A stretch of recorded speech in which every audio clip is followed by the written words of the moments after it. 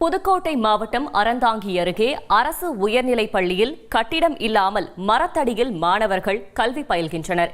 இதுகுறித்த கூடுதல் தகவல்களை வழங்குகிறார் செய்தியாளர் கணேஷ் பாபு. புதுக்கோட்டை மாவட்டம் மணமேல்குடி அருகே பொன்னகர கிராமம். இந்த கிராமத்தில் அதிக அளவில் மீனவர்கள் வசித்து வருகிறார்கள். இதே பகுதியில் தான் ஊராட்சி தொடக்கப்பள்ளி ஒன்று செயல்பட்டு வருகிறது. இந்த ஊராட்சி தொடக்கப்பள்ளி கடந்த 2017 உயர்நிலைப் பள்ளியாக தரம் உயர்த்தப்பட்டது.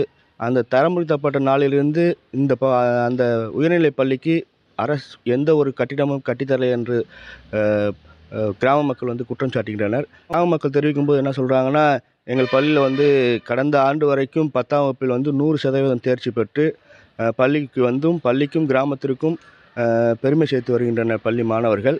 அவங்களுக்கு எங்களால் முடிஞ்ச உதவிகள் செய்து வருகிறோம்.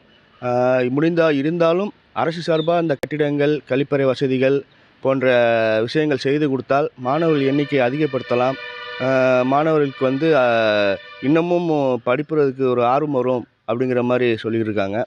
என்ன சொல்ல வராங்கன்னா, இப்போ நாங்கள் கட்டி கொடுத்தோம், அதாவது 13 லட்சம் மதிப்பில் ஒரு 2 பில்டிங் கட்டிடங்கள் கட்டி கொடுத்து அதுக்கு முன்னாடி தகர சீட்டு செஞ்சு கொடுத்து அதில் தான் மாணவர்கள் படித்து வருகிறார்கள். அந்த மாணவர்கள் அதில் படிக்கும்போது என்னென்னா, அதோட அதிக மாணவர்கள், அதாவது சுமார் 200க்கும் மேற்பட்ட மாணவர்கள் பள்ளியில் படிப்பதாலும் அவங்களுடைய படிப்பை பிரித்து ஒவ்வொரு கிளாஸ்லேயும் 50-60 பசங்க படிக்கிறதுனால அவங்களுக்கு ஒரே இடத்துல படிக்க முடியாத சூழ்நிலையில் அவங்க சில நேரங்களில் மரத்தடியிலையும் உட்காந்து படித்து வருகிறார்கள்.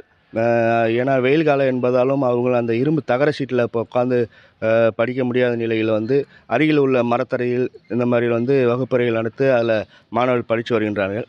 மாணவர்கள் நன்றாக படித்து வரும் சூழ்நிலையில் அவங்களுக்கான தேவைகளை செய்து கொடுக்க வேண்டும் அரசாங்கம் அப்படிங்கிற ஒரு குற்றச்சாட்டு வைத்திருக்காங்க.